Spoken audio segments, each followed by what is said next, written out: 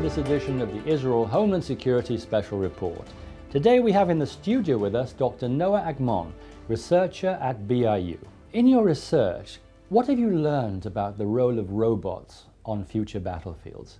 Well, it's clear that robots will have a major part in the future battlefield, and actually everywhere, every possible way. But there's a lot to go until we reach that point. We want the robots to be completely autonomous, but to be completely autonomous, there's a lot of hardware and software that needs to be adjusted and developed for that. In my work, I study the influence of an adversary, the influence of adversarial forces on the robots and their missions. And this is something that this research line has begun something like 7 years ago. So there's a lot to do in this research area, in this field, before we can actually say that robots can do everything in this field, in adversarial environments, in the war zone. But it's clear that it's going to happen, either in 3 years, in 5 years, or in 15 years, but not more than that. Can robots replace humans in combat? Definitely, and they already are doing it.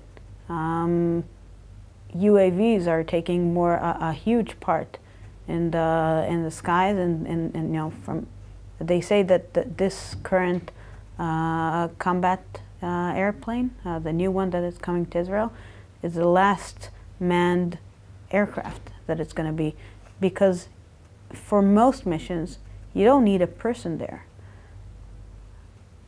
Again, this is just one example, and it's going to happen also not only in the air but also in the ground and on the surface vehicles and underwater vehicles. It's already happening, so definitely they will replace more and more people, and it's good because it's dangerous missions, so we don't need people out there to do that if we can have robots that just cost money to replace. Will robots be permitted to kill the enemy without a man in the loop?